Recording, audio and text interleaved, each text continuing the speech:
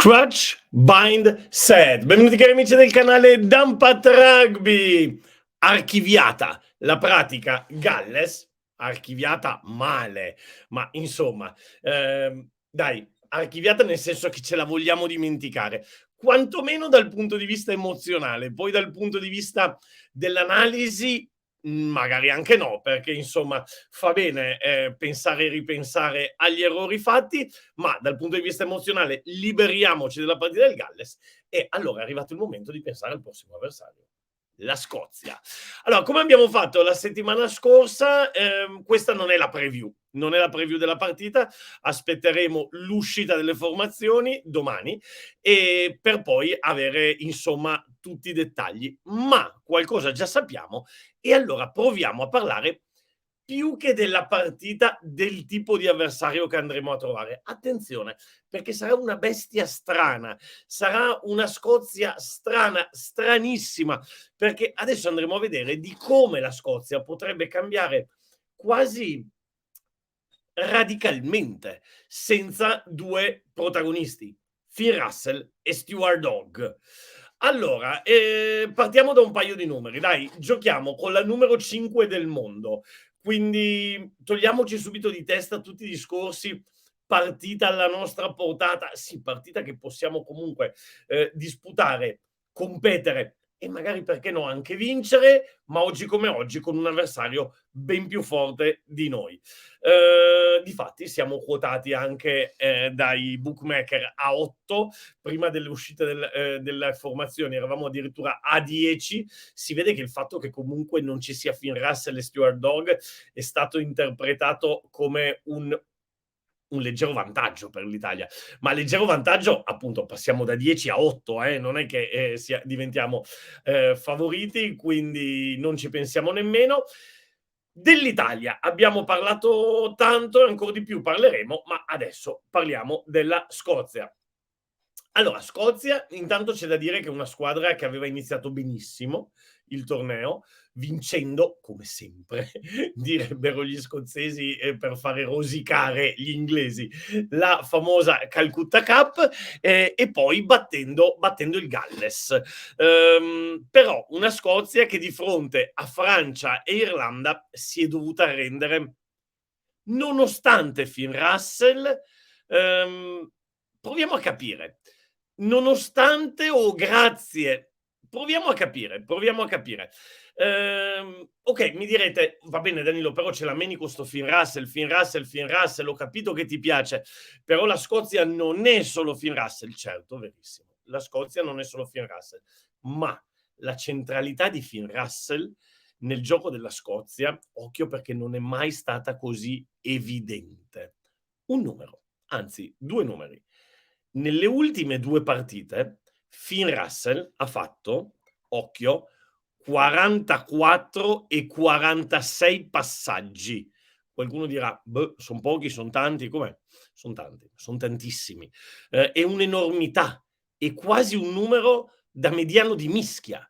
Ci sono questa settimana mediani di mischia, quindi giocano tutte le rack, che hanno fatto meno passaggi di Finn Russell, per capirci.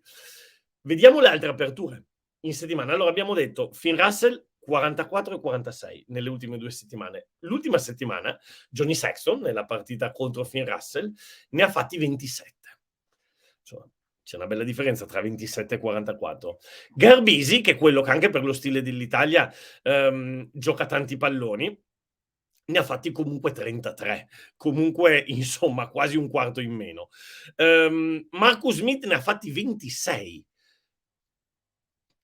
Romain Tamac ne ha fatti 12 e attenzione, Owen Williams, e questo ci dà anche un'idea di come ha giocato Gatland contro di noi, ne ha fatti solo 9, solo 9. Allora capite la differenza tra 44, adesso non dico 9, ma mettiamoci anche i 27 di Sexton o i 26 di Marcus Smith. Insomma, un giocatore totalmente centrale nella Scozia, tocca tutti i palloni. 44 significa che praticamente tocca tutte le rack. quasi in ogni rack c'è Finn Russell e difatti poi se lo andiamo a vedere, Finn Russell segue in continuazione, quantomeno nella parte centrale da 15 a 15 del campo, il gioco. Si va a collocare a volte da first receiver per mettere in movimento o degli avanti o i suoi centri, a volte si va a nascondere dietro il pod per prendere la giocata dietro, ma è sempre lui. Non c'è mai un cambio, non c'è split, non c'è doppio playmaker, non c'è niente, c'è solo Finn Russell. Finn Russell che tocca tutti i palloni. Quindi abbiamo capito insomma la centralità di Finn Russell. Io in settimana avevo fatto un paragone, per chi seguisse il basket, guardate la maglietta che c'ho dietro, con Luka Doncic. Luka Doncic nei Dallas Mavericks che tocca praticamente tutti i palloni, è lui che crea, fa, disfa. E ho fatto questo paragone perché quando paradossalmente i Mavs riescono a giocare un po' meno con Doncic, allora inizia a vedersi un gioco quasi più divertente, quasi più bello. Ed ecco, e allora con Phil Russell succede un po' la stessa cosa. Tant'è vero che nelle prime 2 partite, ossia quelle vinte dalla Scozia, i passaggi di Phil Russell furono 22 e 25. Quindi nelle 2 partite perse ha toccato tantissimi palloni, 44 e 46. Nelle 2 partite vinte, spropositato, sopra il 40, un mediano di apertura. Nelle 2 vinte, 22 e 25. Cosa significa questo? Significa che quando la squadra va in crisi, lui si prende tutte le responsabilità, si carica la squadra sulle spalle, però spesso e volentieri, come appunto se hai avversari come la Francia e l'Irlanda, non è detto che tu ci riesca. Diventi il catalizzatore della difesa, quindi ti prendi anche un bel po' di botte. Paradossalmente, meno Russell, meglio gioca la Scozia. Perché? Anche perché lo stesso Russell gioca libero gioca molto più libero mentalmente. Bene, questo è più o meno la Scozia ideale con Russell. Però voi mi direte: "Danilo, ma perché ci stai raccontando sta roba? Russell non ci sarà". Sì, però bisogna capire il tipo di squadra con cui andiamo a giocare e su quale base verrà poi costruito il disegno che ci troveremo contro l'Italia. E allora non ci sarà Finn Russell, potrebbe esserci Ben Healy, attenzione, 23enne irlandese con origini scozzesi del Munster, irlandese che giocava nell'Under 20, lo abbiamo trovato anche contro l'Italia.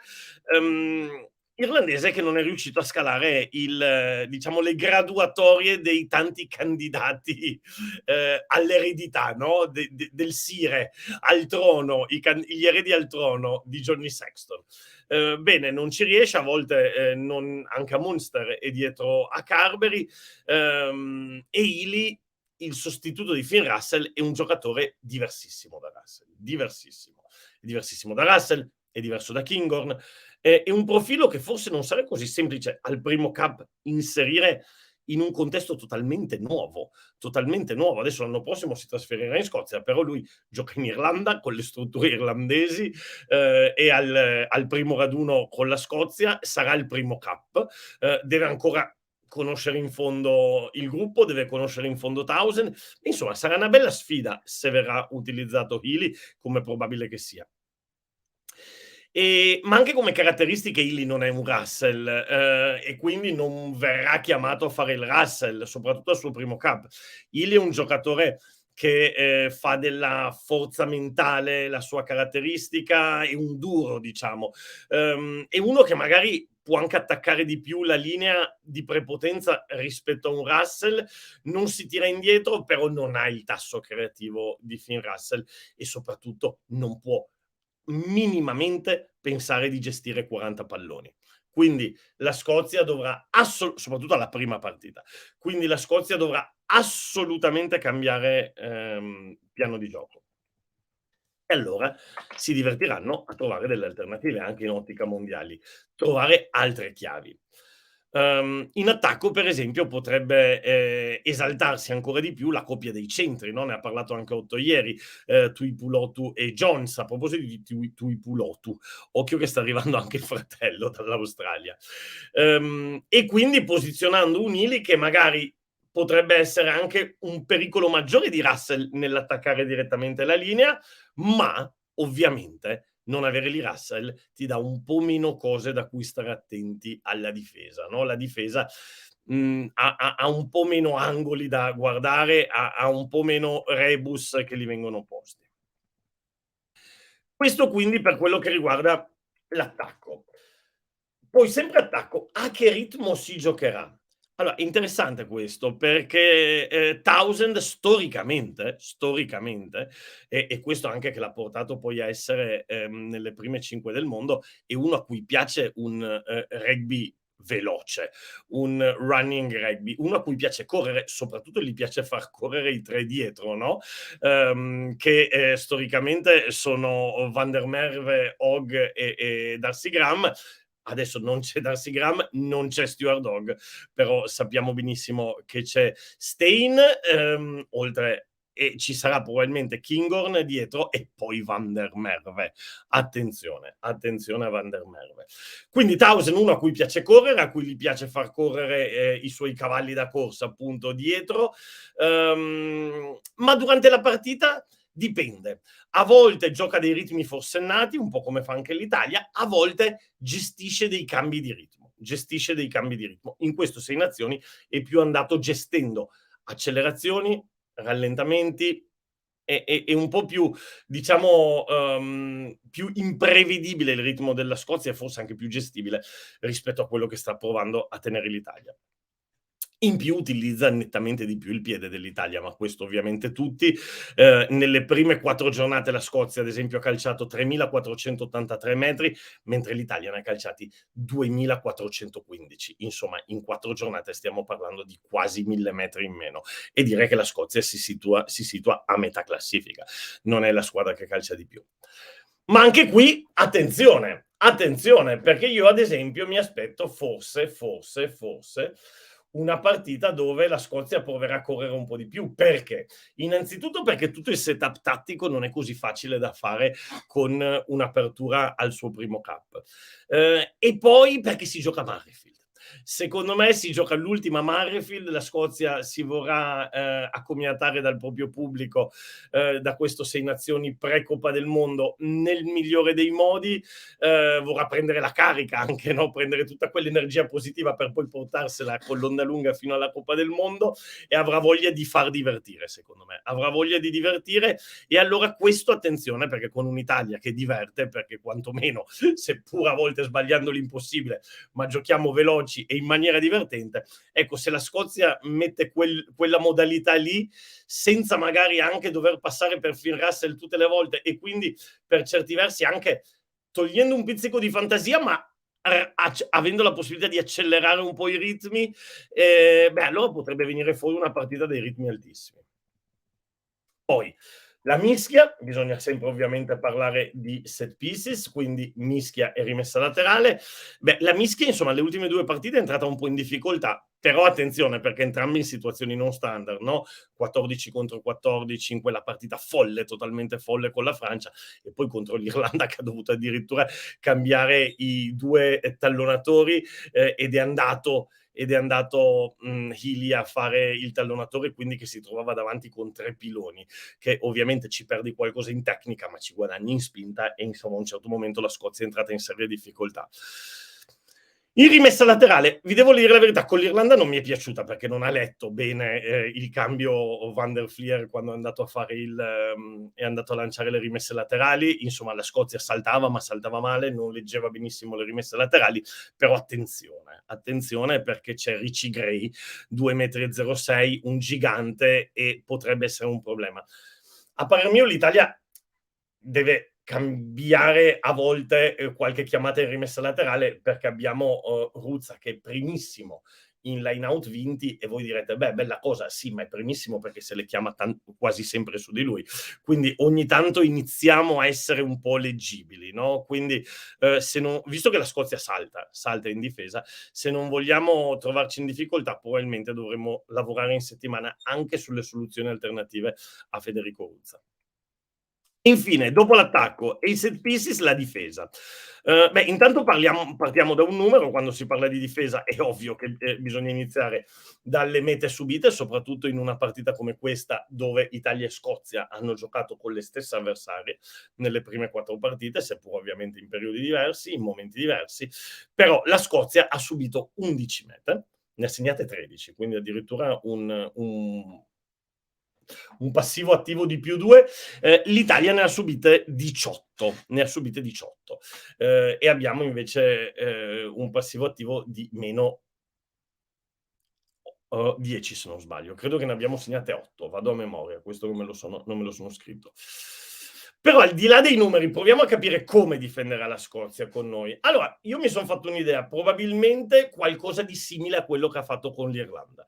Perché? Perché l'Italia ha un multifase con tutte le differenze del caso, abbastanza simile a quello che è l'Irlanda, ossia cercando di utilizzare molto le seconde ondate di attacco, questo per semplificare molto, quasi banalizzare, ma insomma, qualcosa si capisce. E allora cosa ha fatto la Scozia con l'Irlanda? È stata attendista. Usciva 2 passi attendista perché? Perché aveva paura ovviamente di uscire forte e poi prendersi in muso i passaggi dietro Sexton e via che si apriva il gioco. Sono stati attendisti, hanno atteso, forse l'Italia li farà un po' meno paura e allora verranno a cercarci un po' più forte e un po' più alto, però io non credo che faranno rush defense folle contro l'Italia. Ehm, e a volte, quello sì, mandano su delle spie in mezzo al campo, l'ha fatto anche lo stesso Finn Russell, l'ha fatto Stuart Hogg, mandano qualche tre quarti veloce in mezzo al campo, con buone capacità di lettura, a provare a leggere o il secondo o il terzo passaggio, quindi a mettere in difficoltà questo multifase arzigogolato e complesso con loop, palla che si muove nel pod e passaggi in seconda linea di attacco. Ogni tanto mandano fuori un cacciatore che abbia non solo le gambe ma anche la testa e che provi a leggere a quelle situazioni lì. Bene, bene, bene. Poi infine la disciplina. Beh, pensate che, allora la Scozia appunto attende un po' in difesa, però poi si ricolloca molto, molto bene. Ovviamente nel breakdown sono attivi, hanno delle ottime terzeline, non sono l'Irlanda che è proprio un'altra categoria rispetto nei numeri in questo 6 nazioni. Diciamo che le nazionali sono tutte più o meno lì a turnover, l'Italia è quella che ne fa di meno. La Scozia adesso non ricordo il numero, ma credo che sia sui 15, più o meno l'Irlanda a 30. Cioè l'Irlanda gioca proprio un'altra categoria nel breakdown. Ma restiamo sulla Scozia, sono attenti nel breakdown, ma sono anche attenti nel riposizionarsi. Pensate che nella disciplina la Scozia, che ha preso sì delle penalità, ma in altre cose, qualcuno in mischia per esempio, ma ha preso solamente 2 penalità per fuorigioco in 4 partite. L'Italia, ad esempio, ne ha prese 9. Ne ha presi 9. Quindi, insomma, una Scozia bella concentrata, attenta. Ragazzi, giochiamo contro la numero 5 del mondo. Non ci sarà. Non è più la famosa Scozia che aspettavamo i 6 nazioni per battere la Scozia, perché era l'unica a cui ci potevamo lontanamente pensare. Adesso quell'unica sembrava fosse diventata il Galles, ci siamo presi una bella doccia gelata settimana prossima. Ecco, con la Scozia bisogna cambiare proprio la mentalità. Andiamo a giocare con la numero 5 del mondo. Con o senza Finn Russell. Ragazzi, spero di avervi dato una panoramica interessante. Ditemi che cosa ne pensate. Per il resto, iscrivetevi al canale. Vediamo se mi aiutate ad arrivare a questi 1500 iscritti prima della fine del Sei Nazioni, prima della fine di sabato. Ah, vi anticipo una roba. Sabato, ragazzi, sabato maratona, ma di quelle mi dovete aiutare. Mi dovete aiutare a fare queste 8 ore di live. Sabato mi preparo per 8 ore di live perché le partite, come ogni ultima giornata delle Sei Nazioni, sono una di filo all'altra. Quindi, insomma, ci divertiremo, faremo un po' di tutti, tirerò dentro gente. Mi farò proprio una scaletta per passare bene queste 8 ore, ma ci sarò, ci sarò. Quindi sabato, in qualsiasi momento vogliate entrare sul canale YouTube, mi troverete, mi troverete. Quindi, insomma, sostenete in tutte le maniere possibili. Un grandissimo bacio. Ci vediamo prestissimo. Ciao ragazzi, fischio finale. Quasi dimenticavo. Ciao, ciao, ciao.